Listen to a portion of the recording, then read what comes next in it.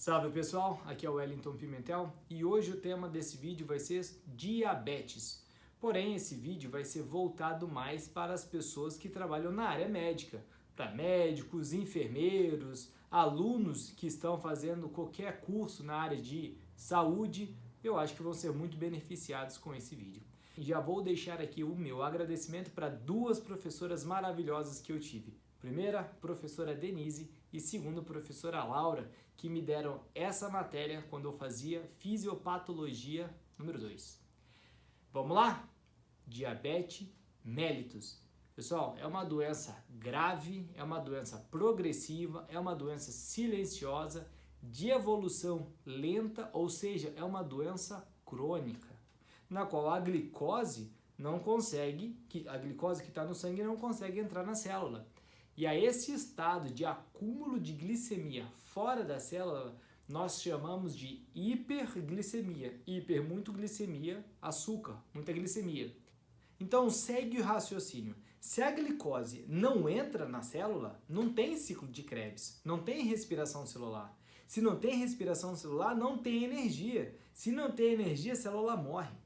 Mas antes desse final trágico da morte celular, ela busca outras maneiras, em outras reservas, energias para continuar sobrevivendo. E ela consegue, porém isso tem um preço. E o preço ele é muito caro. Então, como que o corpo ele faz essa regulação da glicose? O corpo faz o balanço da glicose através de dois hormônios. Um, a insulina, e o outro, o glucagon. Quando tem muita glicose no sangue, a insulina ela reduz a glicose, ou seja, ela tem um efeito hipoglicemiante. Agora, quando o nível de glicose está baixo, é o glucagon que vai fazer a glicemia aumentar. Então, o seu efeito é hiperglicemiante. Não vai me confundir o nome desses dois durante a prova. Insulina, ela reduz, tem um efeito hipoglicemiante. E o glucagon, ela aumenta a glicemia, então tem um efeito hiperglicemiante. Se for preciso, escreve, grava e me assiste mais uma vez, porque isso daqui com certeza vai cair em alguma avaliação que você vai fazer sobre diabetes. Porém, foca aqui agora. O pâncreas, ele é responsável pela produção desses dois hormônios. As células alfa secretam glucagon e as células beta secretam insulina. E ambas estão situadas ali nas ilhotas de Langerhans ou ilhotas pancreáticas. E a principal regulação da secreção da insulina é o metabolismo da glicose, que estimula a transcrição do gene da insulina e a tradução do RNMA mensageiro. Caramba, Wellington, agora já era, não entendi mais nada, até aqui estava tudo bem. Calma, vou explicar certinho esse parágrafo que eu expliquei, vai dar tudo certo, acompanhe o raciocínio. Vamos lá, você comeu, a glicose está no sangue, e quando essa glicose ela chega no pâncreas, mais especificamente lá na célula B, ela entra na célula B via GLUT2. Segura essa informação. E essa glicose dentro da célula vai fazer todo o processo, aquela sinalização para liberar mais insulina. Agora, veja se faz sentido para você. Eu não preciso de insulina para colocar a glicose para dentro? Se eu não tiver insulina, como é que a glicose vai entrar na célula beta para sinalizar a necessidade de produzir insulina? É aquela questão do ovo e da galinha. Quem veio primeiro? Sem a insulina, não entra a glicose. Mas sem a glicose, o pâncreas não produz insulina. Ou seja, ficaria nesse ciclo de um depende do outro para começar o processo. Para resolver essa questão, o pâncreas, muito inteligente, decidiu que o único lugar no corpo inteiro que a glicose consegue entrar na célula sem a insulina é no pâncreas. É através de um transportador muito importante, que é aquele GLUT2 que eu pedi para você lembrar. Então, o GLUT2 é um transportador de glicemia, de glicose sem a necessidade de insulina. Então, vamos lá. Vamos dar uma recapitulada em tudo. Cidadão comeu, o alimento foi absorvido, glicose está no corpo inteiro. Quando essa glicose chega no pâncreas, mais precisamente ali nas células beta, elas entram na célula via GLUT2, não tem insulina ali. E começa toda aquela produção, a transcrição do gene. Essas células betas, elas vão liberar insulina na corrente sanguínea, que também vai percorrer o corpo todo.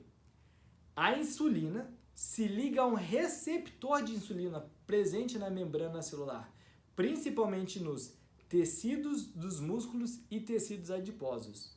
Agora, ao se ligar a insulina no receptor, ocorre uma cascata de reações dentro da célula e vem um transportador lá de dentro, que é o GLUT4, e é esse transportador que vai até a membrana plasmática e que permite que a glicose ela entre na célula. A glicose é uma molécula grande. Então, não é a insulina em si que abre a membrana. A insulina ela se conecta a um receptor de insulina que vai gerar vários efeitos, várias cascatas de sinalização, até que uma delas é o GLUT4 que vai até a membrana, que abre e que deixa a glicose entrar. Beleza? Então, presta atenção que isso aqui foi questão da minha prova. A insulina, ela é um hormônio anabólico. Isso quer dizer que ela vai construir anabolismo. O cara que vai para academia, anabólico, né? Ele quer crescer. Então, anabólico significa construir. E a insulina, ela vai fazer o quê?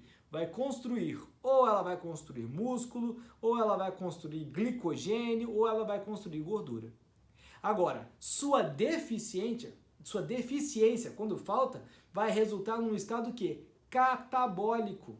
Ou seja, vai quebrar músculo, vai quebrar gordura, vai quebrar o que tiver. E isso não vai afetar somente o metabolismo da glicose, mas também o metabolismo de todas as coisas, gorduras e proteínas. Então, presta atenção. Anabolismo, insulina. Catabolismo é a falta da insulina ou é o efeito do hormônio glucagon. Beleza? Vamos continuar, não desanima não. A glicose, ela estimula a secreção de insulina, mas tem alguma coisa que pode inibir de forma natural a liberação de insulina? Tem sim. A musculação, ela vai liberar aquela liberação de insulina de uma forma mais lenta. E o exercício aeróbico, ela vai inibir a liberação de uma forma mais rápida. Ou seja, se você conseguir fazer uma musculação, paciente diabético, fazer uma musculação e fazer exercícios aeróbicos, esses dois vão fazer um belo controle da liberação de insulina. Um de uma forma mais lenta e o outro de uma forma mais rápida. Tudo isso aqui que eu expliquei, pessoal, é na fase pós-prandial. O cara comeu, tá tudo certinho, tem glicose correndo no sangue. Agora eu vou explicar o oposto, quando a pessoa está de jejum, ou o que nós chamamos de pré-prandial. E aí entra em cena o outro hormônio, o cara chamado glucagon. E ele faz exatamente o oposto. Ele aumenta a quantidade de glicose no sangue. Ele vai lá no fígado, o glucagon vai lá no fígado, pega o que nós chamamos de glicogênio, quebra esse glicogênio, então ele tem um efeito catabólico, ele quebra para transformar esse glicogênio em glicose e disponibilizar para o sangue. Beleza? E como é feito o diagnóstico do diabetes mellitus? É através da medição da glicose no sangue, glicosímetro, ou destro, como alguns já conhecem. E existe ali os valores de referência. Vamos lá. Inferior a 70 miligramas por decilitro, o paciente ele vai se encontrar em hipoglicemia. Entre 71 e 99 é a glicemia normal, o que é esperado. Entre 100 e 125, aí já começa a ter uma glicemia alterada. A pessoa pode ter comido recentemente, ou se a pessoa estava em jejum, já pode ser considerado pré-diabetes. E por fim, bateu 126 ou mais, é bem possível que essa pessoa tenha diabetes. E como é que dá para ter certeza? Existe o exame chamado hemoglobina glicada, que vai, através das proteínas de peptídeo C, dar um resultado muito mais evidente. Existem dois tipos de DM, que é diabetes mellitus, a do tipo 1 e a do tipo 2. Independente de qual seja, o paciente ele vai apresentar o quê? Uma hiperglicemia. Os motivos da DM1 e da DM2 são diferentes, mas ambos vão apresentar uma hiperglicemia. Então vamos lá.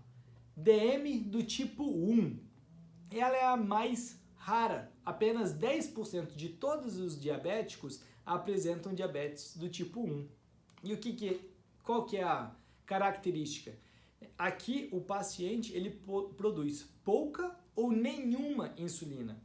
Então, presta atenção que eu vou ter que explicar um pouquinho do sistema imune para poder explicar o ADM do tipo 1. É uma hipersensibilidade do tipo 4 ou tardia. O sistema imune, através das células T, elas vão fazer ali o reconhecimento dos antígenos no corpo. E esses antígenos, que são pequenos pedaços, pode ser de peptídeos, pode ser de polissacarídeos, pode ser de lipídios, que estão presentes no corpo, eles também estão presentes em bactérias, em vírus. Então eles reconhecem isso daí. Porém, não é só nas bactérias e nos vírus que isso ocorre. Isso também, as nossas células possuem essas pequenas partículas chamadas antígenos. Então, o sistema imune, ele não ataca todas as coisas que tem, senão o nosso corpo inteiro seria atacado.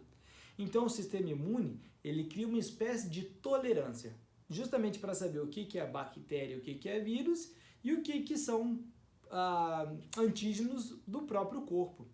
E é aí que acontece um grande problema. Quem tem diabetes do tipo 1, há uma mutação genética que faz com que essa tolerância ela seja removida. E essas células T, que fazem todo o recrutamento de células linfocitárias do sistema imune, elas se organizam e acabam atacando essas células betas, essas células pancreáticas que fazem a insulina. Bom, e se elas estão ali atacando com muita avidez, como consequência pouca ou nenhuma produção de insulina é realizada. E com isso a glicose ela não consegue entrar na célula, ficando na corrente sanguínea, gerando hiperglicemia. Então, existem dois fatores, tanto na DM1 quanto na DM2, que a gente precisa separar. Primeiro, são fatores ambientais e outros são fatores genéticos.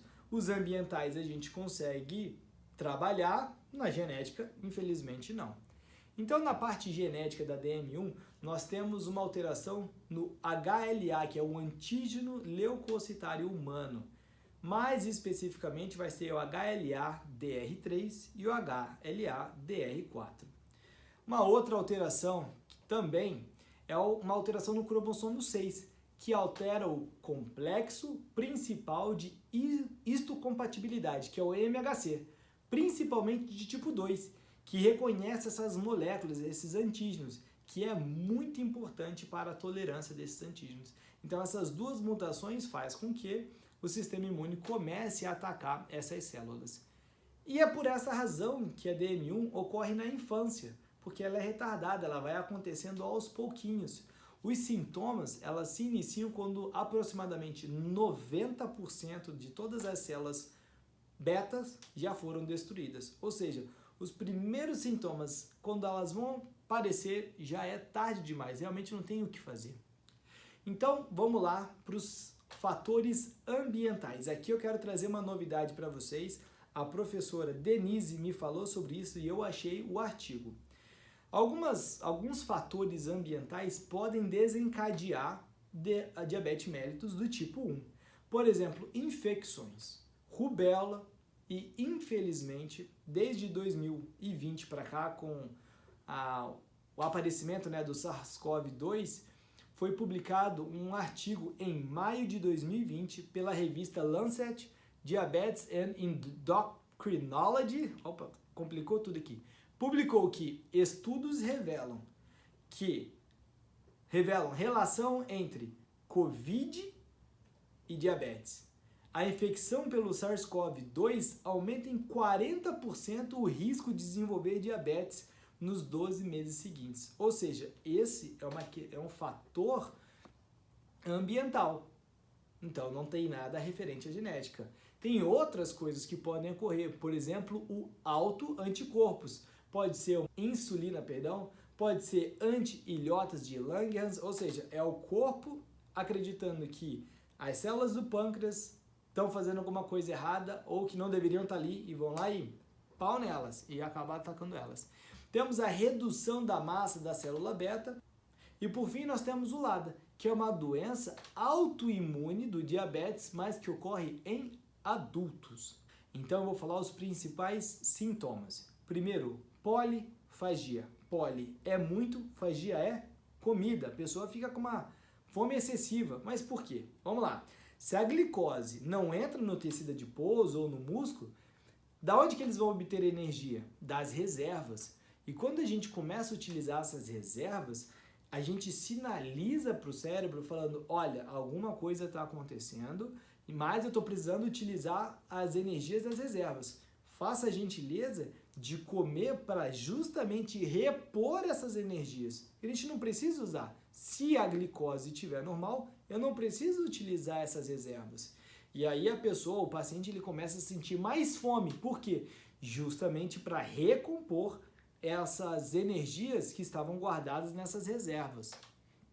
Segundo sintoma, glicosúria. Glico de glicose, úria de urina. A pessoa começa a urinar açúcar, começa a urinar glicose. Então vamos lá, pensa assim, se a glicose não entrou na célula, ela se acumulou na corrente sanguínea. Corrente sanguínea está passando no corpo inteiro, passa pelo rim, o rim olha, opa, muita glicose. Eu vou começar a expulsar essa glicose. E aí a pessoa começa a ter urina com glicose, glicosúria. Só que tem um detalhe, o açúcar, a glicose, ela é osmoticamente ativa. Então, quando o rim elimina o açúcar, a glicose, ela arrasta junto com ela a água. E aí, mais água, mais água. Se a pessoa tem muito açúcar e urina muito açúcar, ela também começa a urinar o quê? Muita água. E esse paciente, ele começa a perder muita água.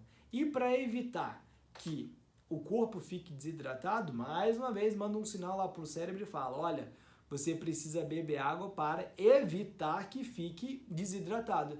E aí o paciente tem uma última condição chamada polidipsia, ou seja, a pessoa precisa beber muita água para justamente não ficar desidratado. Então, o paciente com DM1, ele não produz a própria insulina, mas ele aceita muito bem a insulina exógena e é justamente esse o tratamento, é uma terapia insulínica. E agora, relaxa, respira. Agora a gente vai entrar numa parte que é muito importante. A principal complicação do DM do tipo 1 é a cetoacidose diabética. Nesse nível que eu estou ensinando aqui, talvez de graduação, talvez a pergunta não seja qual é a principal condição, qual é a principal complicação, mas o porquê que a cetoacidose diabética é a principal e mais séria, é aguda, é a complicação mais importante para o DM1. Então, eu vou explicar aqui agora todo o processo disso daqui. Respira, vai dar certo. Então vamos lá. Lembram que por não haver glicose dentro da célula, o tecido adiposo quebra a gordura em ácido graxo para transformar em glicose. Esse processo é chamado de gliconeogênese. O fígado transforma esses ácidos graxos em corpos cetônicos. Vai se formando o acetato e o beta-hidroxibutirato. Ambos podem ser utilizados como energia. Porém, por serem ácidos, eles aumentam a acidez do sangue. Para compensar, o corpo ele busca eliminar gás carbônico na respiração. E isso pode levar o paciente a uma condição chamada respiração de Kussmaul, na qual o paciente tem grande dificuldade de respirar. As células possuem uma bomba, um transportador, que troca hidrogênio por potássio. E quando o sangue está com muito hidrogênio, esse transportador joga um potássio para fora e traz um hidrogênio para dentro da célula. Para ajudar a glicose a entrar na célula, a insulina estimula a bomba de sódio e potássio, jogando sódio para fora e trazendo potássio para dentro da célula. Mas sem a insulina, a bomba de sódio e potássio não funciona. E o potássio fica fora da célula. E esse potássio começa a se acumular na corrente sanguínea, causando uma hiperpotassemia. Nos rins, é eliminado na excreção. Lembra que o potássio está em grande quantidade no sangue?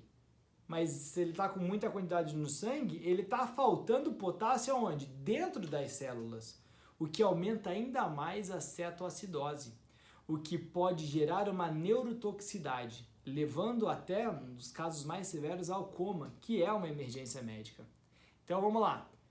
Qual é a complicação da DM aguda? Cetoacidose diabética.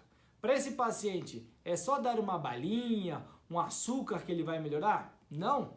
O problema desse paciente não é a glicose. O problema desse paciente é a insulina. Ele precisa correr e receber insulina no hospital.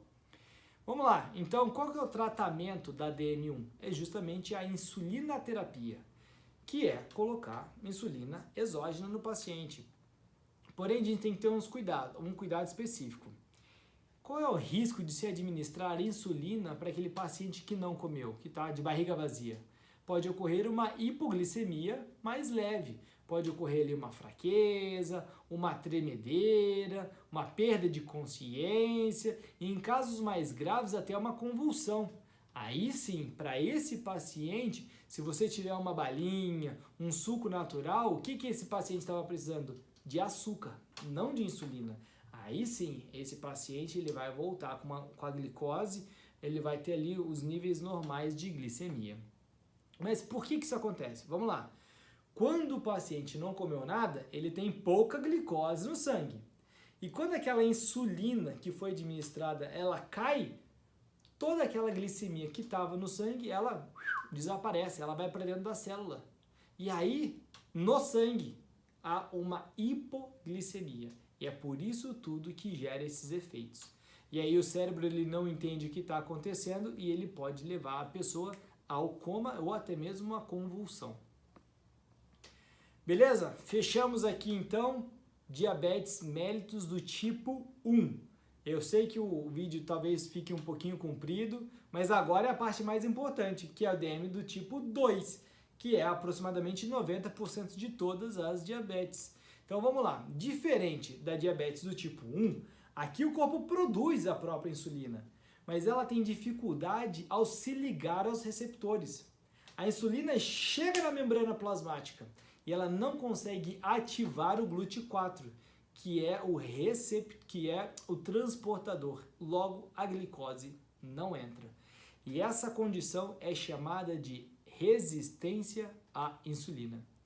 Existem alguns fatores de risco que contribuem a isso: obesidade, falta de exercício e hipertensão. Bom, como a obesidade vai contribuir na resistência à insulina? Agora, de acordo com Hobbs e Contran, o risco para diabetes se acentua com o aumento do índice da massa corporal. Não somente a quantidade absoluta, mas também a distribuição da gordura corporal. Ambas têm efeitos na sensibilidade à insulina. Provavelmente, a obesidade central, aquela gordura abdominal, está mais ligada à resistência à insulina do que os depósitos de gorduras periféricos. Ou seja, aquele paciente que tem uma barriguinha de chope, que é somente a barriguinha, ele tem uma propensão maior a ter uma resistência à insulina. Adipocinas. Também é o Hobbs e Contran, eu vou aqui ler o que eles têm no livro deles. É preciso lembrar que o tecido adiposo não é somente um depósito passivo de armazenamento de gordura, mas também um órgão endócrino funcional que libera hormônios em resposta à alteração no estado metabólico. Uma variedade de proteínas secretadas na circulação sistêmica pelo tecido adiposo foi identificada e são chamadas coletivamente de adipocinas. Algumas promovem a hiperglicemia, outras promovem a hipoglicemia, mas as duas promovem o aumento da sensibilidade à insulina em tecidos periféricos. os níveis de adipocina estão reduzidos na obesidade, contribuindo assim para a resistência à insulina. Inflamação. A inflamação tem emergido como um fator importante na patogênese do diabetes tipo 2. Agora, sabe-se que um ambiente inflamatório, mediado não somente por um processo autoimune, tal como o diabetes do tipo 1, mas também por citocinas pró-inflamatórias, que são secretadas em resposta ao excesso de nutrientes, como, por exemplo, ácidos graxos livres e a glicose.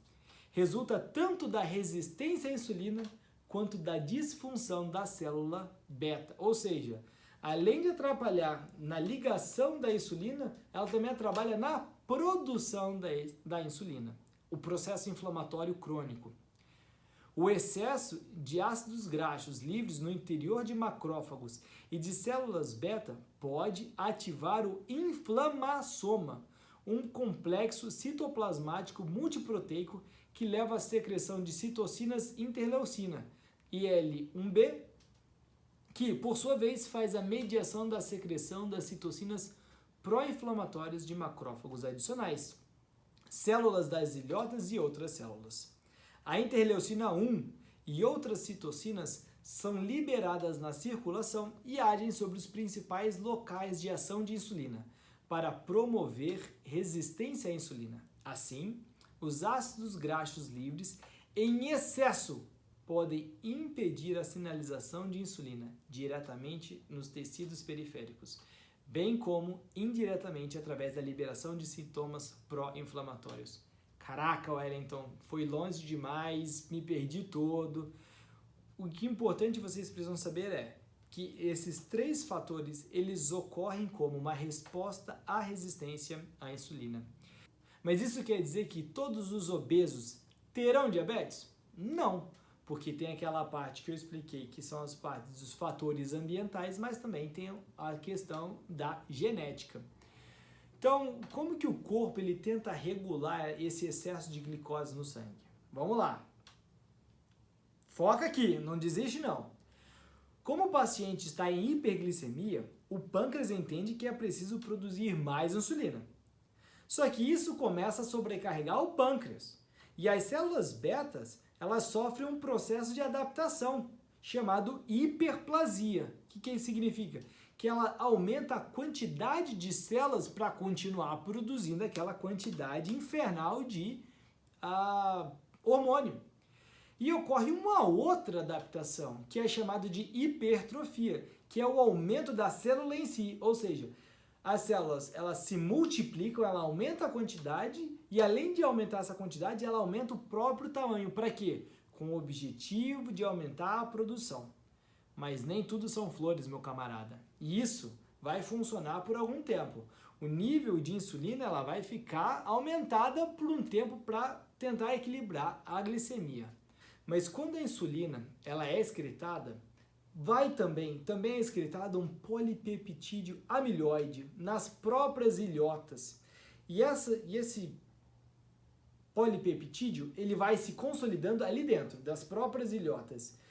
E isso vai fazer com que aquelas células betas que estavam em grande quantidade e bem gordinhas, elas vão começar a ficar cada vez mais apertadinhas, porque cada vez que sai insulina, também sai um peptídeo amiloide que volta para lá. Então, antes elas estavam gordinhas em grande quantidade para tentar produzir bastante insulina. Cada vez com o tempo vai caindo mais peptídeo, e essas células vão ficando apertadas, e vai ocorrer justamente o oposto. Vai acontecer uma hipotrofia e uma hipoplasia. Poxa, e qual vai ser o resultado disso tudo? Menos produção de insulina e a pessoa vai ter uma hiperglicemia.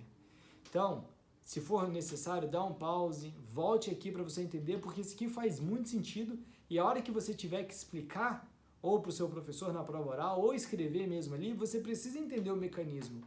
Por que uma hora houve um aumento e depois teve uma regressão? Porque teve um peptídeo que estava ali na ilhota e começou a comprimir essas células. Logo, essas células não conseguiam mais produzir a insulina. o paciente aqui vai apresentar os mesmos sintomas da DM1. Polifagia, muita fome, glicosúria, urina no xixi, açúcar na urina, poliúria, muita urina, produção de muita urina, e polidipsia, que é a necessidade de beber, muita sede. Então lembra que lá na DM1 a principal complicação era a cetoacidose diabética? Por que isso não acontece aqui no paciente da DM2? Porque aqui o paciente ele ainda produz um pouquinho de insulina e o corpo consegue fazer esse balanço entre a insulina e o glucagon. E aí ele não apresenta a cetoacidose diabética. Então qual é a principal complicação da DM2? É chamado de estado hiperglicêmico hiperosmolar, que é caracterizado por uma hiperglicemia grave, uma desidratação extrema, uma hiperosmolaridade do plasma e alteração do nível de consciência. Vamos lá, eu vou explicar por que isso tudo acontece. Aqui é nível de graduação. Eu tenho um outro vídeo que é bem mais simples falando sobre diabetes. Aqui é justamente para nós que somos da área médica que precisamos entender qual que é o processo fisiopatológico. Então, força, vamos embora. A glicose é uma molécula polar e ela não consegue atravessar a membrana plasmática. Então ela acaba fazendo o papel dissoluto e ela acaba roubando água de dentro da célula. Com isso, a célula ela começa a ficar desidratada e a água sai de dentro da célula e vai parar onde? Na corrente sanguínea, que é onde está a glicose. E isso vai acontecer o quê? Aumentar o volume hídrico da pessoa, vai aumentar a volemia e o rim vai começar a excretar, vai aumentar a excreção da glicose e, por consequência, a água vai junto. Mais uma vez, as células do cérebro não reagem muito bem a esse tipo de desidratação, podendo gerar alterações mentais. A longo prazo, a diabetes descontrolada, essa situação de hiperglicemia, gera nas artérias uma arterioloesclerose hialina. E com isso, uma camada de proteína deixa as artérias mais rígidas e inflexíveis. E a gente vai ver que isso é muito ruim. Na região periférica, essa deposição deixa a membrana basal mais espessa. E com isso, o oxigênio lá tem mais dificuldade para atravessar essa barreira, levando à hipóxia, que pode gerar a necrose. Por isso, pacientes diabéticos eles têm que ter muito cuidado com as pontas dos dedos, dos pés. Qualquer machucado pode virar uma lesão grave, porque não consegue haver a cicatrização correta nesses pontos. Então, aqui é um ponto muito grande de atenção. Porém, o risco mais grave acontece nas artérias de grande e médio calibre, que é a ateroesclerose, que pode levar ao infarto agudo do miocárdio e ao AVC. E qual é a principal causa de ateroesclerose? Obesidade. Então, por isso a gente fala tantas vezes sobre obesidade para pacientes com diabetes, tanto do tipo 1, mas principalmente como do tipo 2. Outras complicações, como retinopatia diabética, pode levar à cegueira. Nos rins, pode levar a uma síndrome nefrótica e um distúrbio dos glomérulos. Agora, esse espaço de filtração ele fica maior e moléculas que não deveriam sair começam a sair, como por exemplo proteínas, como mais especificamente a albumina, o que pode levar o paciente a uma proteinúria. Também vamos ter dano no sistema nervoso central, com pouco suprimento de sangue, mais o dano nervoso, surgem as úlceras, que não se recuperam facilmente e podem gerar a amputação do membro acometido. Ainda nós vamos ter uma alteração, uma formação de produtos finais da glicação avançada, chamada de AGEs ou AGES. O que elas vão fazer? Elas vão modificar estruturas intracelulares. Agora ela vai fazer uma alteração no próprio DNA da célula. Ela vai fazer uma interação com as proteínas da membrana extracelular e ela vai modificar essas proteínas e lipídios. Ou seja, tudo isso porque a pessoa tem uma hiperglicemia. Tudo isso que eu estou falando aqui, todas essas alterações, porque a pessoa tem uma hiperglicemia. Então, esses são os principais pontos. Existe ainda a diabetes gestacional, que não é tema desse vídeo. Ainda existe aqui a diabetes induzida por medicação, que vai ser mais ou menos ali a diabetes do tipo 2, porque a pessoa vai ter uma resistência à insulina. E aqui, por fim, quais são os tratamentos para esse paciente? Tem cura? Não tem. Tem tratamento. Se o paciente fizer uma boa adesão, tem tratamento. Primeiro, perda de peso.